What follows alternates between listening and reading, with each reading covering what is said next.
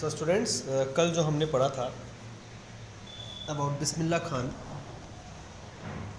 अब उससे आगे पढ़ते हैं। At the age of 14, Bismillah accompanied his uncle to the Allahabad music conference.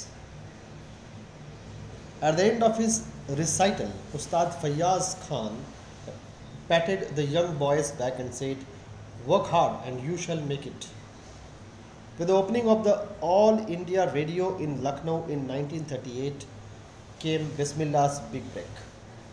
He soon became an often heard Shehnai player on radio. When India gained independence on 15th August 1947, Bismillah Khan became the first Indian to greet the nation with his Shehnai. He poured his heart out into Rag Kafi from the Red Fort to an audience which included Pandit Jawaharlal Nehru, who later gave the famous Tryst with Destiny speech. तो समझ पा रहे हो आप क्या लिखा है? 14 साल की उम्र में बिस्मिल्लाह खान जो थे वो अपने चाचा के साथ इलाहाबाद के एक म्यूज़िक सम्मेलन में गए थे। वहाँ पर उन्होंने अपने शहनाई वादन का थोड़ा सा जो है दिखाया था, गा करके, शहनाई को गा करके या शहनाई को बजा करके। तो उनके परफॉर्मेंस के बाद उस्ताद फैयज़ खान ने उनकी पीठ थपथपाई थी और कहा था कि तुम बहुत आगे जाओगे, मेहनत करो।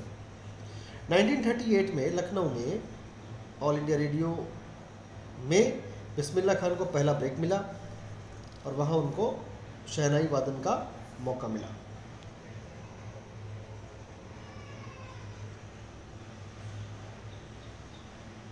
जब 15 अगस्त 1947 को भारत आज़ाद हुआ तो बिस्मिल्लाह खान जो थे वो पहले इंसान थे जिन्होंने इस खुशी को गा करके दिखाया। उन्होंने राग काफ़ी लाल किले से गाया था, जिससे कि दर्शक भाव विभोर हो गए थे और उनके राग काफ़ी के द्वारा शहनाई वादन के बाद ही जवाहरलाल नेहरू ने ट्रिस्ट विद डेस्टिनी की स्पीच दी थी।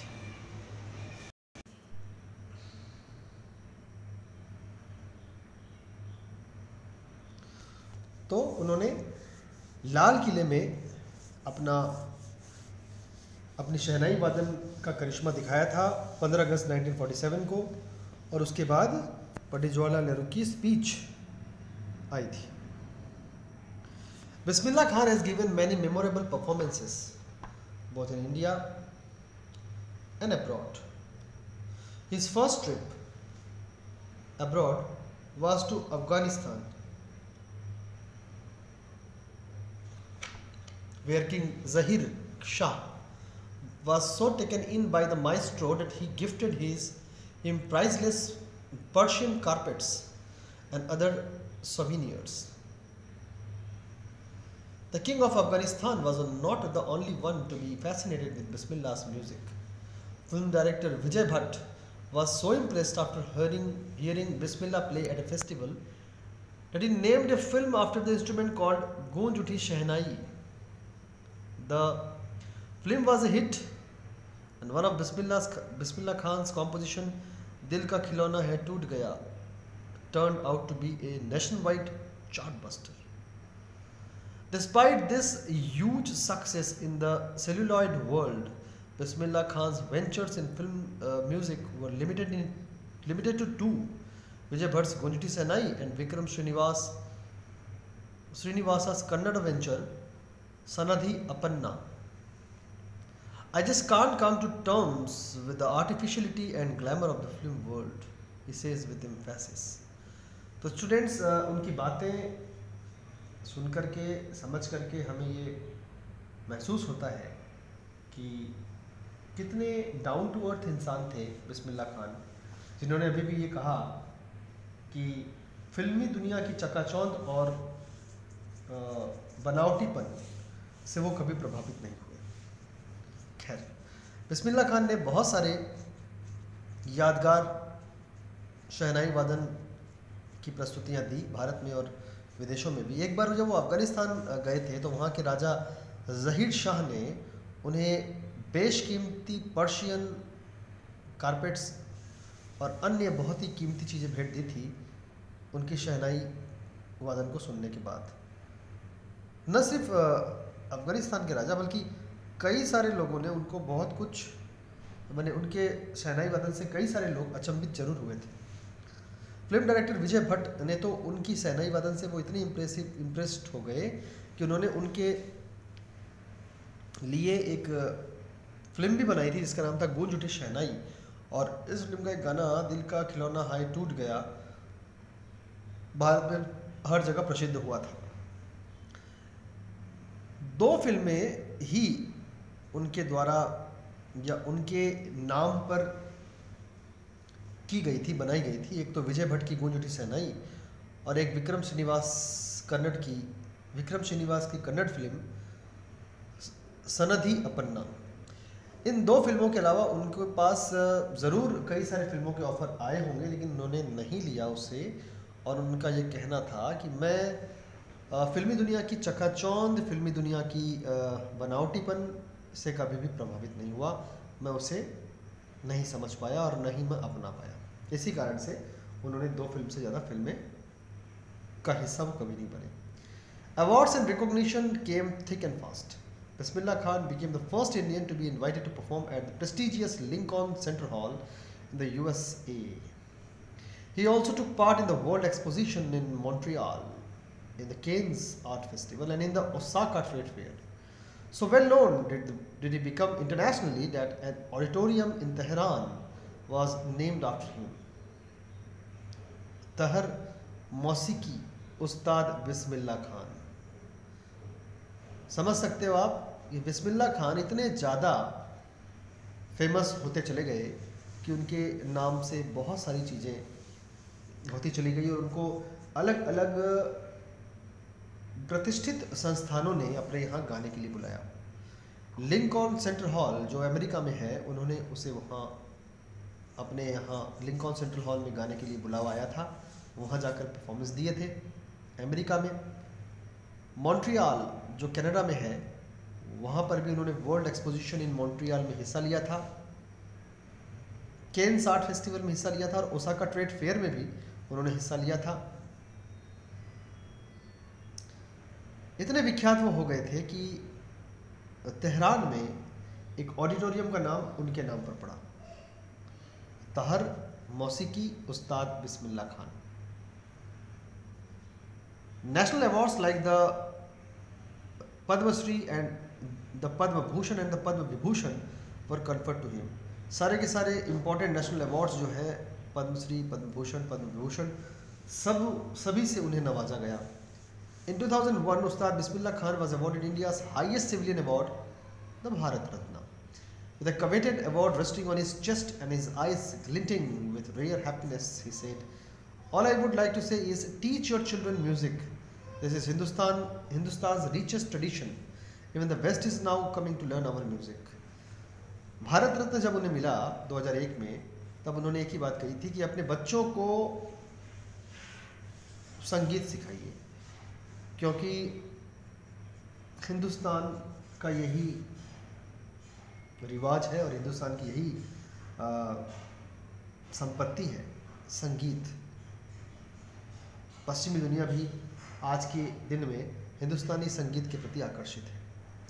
In spite of having travelled all over the world, Khan Saab, as he is fondly called, Khan Saab, as he is fondly called, he is exceedingly fond of Banaras and Tumrao, and they remain for him the most wonderful towns of the world.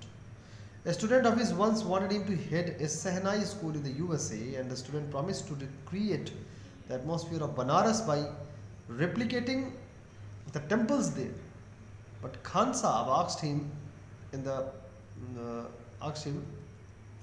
he would be able to transport river Ganga as well, if he would be able to transport river Ganga as well. Later he is remembered to have said, "That is why whenever I am in foreign country, I keep yearning to see Hindustan. While in Mumbai, I think of only Banaras and the holy Ganga. And while in Banaras, I miss the unique Mattha of Dumrao."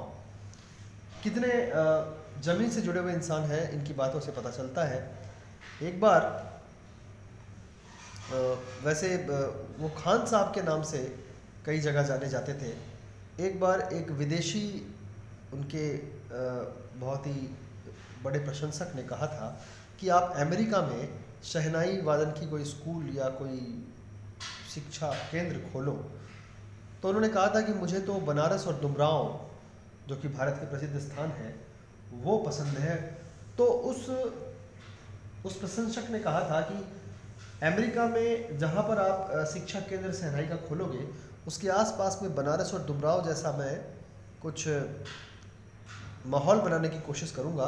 मैं वैसे कुछ temple की replica, नकली temples वगैरह मैं बनाने की कोशिश करता हूँ, जिससे कि आपको अमेरिका में अपने शिक्षा केंद्र के इर्द गिर्द बनारस जैसा लगे। तब खान साहब ने एक ही बात कही थी कि क्या तुम गंगा वहाँ ला सकते हो? इस बात से वो व्यक्ति शर्मिंदा हो गया था, कुछ नहीं कह पाया था। खान साहब ये कहते थे कि भाई जब मैं फॉरेन कंट्री में होता हूँ तो मुझे हिंदुस्तान याद आता है, और जब मैं मुंबई में होता हूँ तो मुझे बनारस याद आती है और गंगा याद आती है, और जब बनारस में होता हूँ तो मुझे डुमरांव का मट्ठा याद आता है। तो कहने का मतलब ये है कि उनको डुमरांव और बनारस उनके दिल के बहुत करीब थे। एक छोटा सा रीडर्स डाइजेस्ट अक्टूबर 2005 का एक छोटा सा आर्टिकल है जो इस चैप्टर में इंक्लूड किया गया है। वो ये है कि शेखर गुप्ता पत्रकार लिखते हैं, when partition happened did not you and your family think of moving to Pakistan? Bismillah Khan, God forbid me leave Banaras, never. I went to Pakistan once. I crossed the border just to say I have been to Pakistan. I was there for about an hour. I said namaskar to the Pakistanis and salam alaikum to the Indians. I had a good laugh. Bismillah Khan को एक बार एक पत्रकार ने पूछा था कि जब partition हुआ था 15 अगस्त 1947 में, तब आपके मन में नहीं आया कि आप पाकिस्तान चले जाएं चूँकि आप मुस्लिम हैं? बिस्मिल्लाह खान ने कहा नहीं नहीं, बनारस छोड़ के मैं कहाँ जाऊँ, ईश्वर मुझे बचाए, बिल्कुल नहीं। हाँ, मैं पाकिस्तान एक बार ज़रूर गया था और वहाँ जा कर के 1 घंटे रहा और मैंने पाकिस्तानियों को नमस्कार कहा और इंडियंस को वहाँ से मैंने सलाम अलैकुम कहा और मुझे इस बात पर हंसी आ गई। कहने का मतलब ये है कि मैं पाकिस्तान और इंडिया या मुस्लिम और हिंदू को अलग नहीं मानता। मेरे नज़र में दोनों एक हैं और पाकिस्तान से बहुत बहुत ज़्यादा मेरा मन जो है वो इंडिया में, बनारस में ही रहा। Ustad Bismillah Khan's life is a perfect example of the rich cultural heritage of India, one that effortlessly accepts that a devout Muslim like him can very naturally play the Shehnai every morning at the Kashi Vishwanath temple. Ustad Bismillah Khan passed away on 21st August 2006 at the age of 90 after a prolonged illness. He was given a state funeral and the government of India declared 1 day of national mourning. The student, उस्ताद बिस्मिल्लाह खान जो थे वो एक ऐसे आदर्श मुस्लिम थे जो Kashi Vishwanath temple यानी Hindu temple में हर सुबह सहनाई बजाए थे। एक ऐसा मुस्लिम जो हिंदू और मुस्लिम में फ़र्क नहीं करता था, जो हर किसी को इंसान मानता था। इनकी मौत 21 अगस्त 2006 को हुई। 90 साल की उम्र में लंबी बीमारी के बाद इनकी मौत हुई। इनकी मौत के बाद भारतीय सरकार ने एक दिन का जो है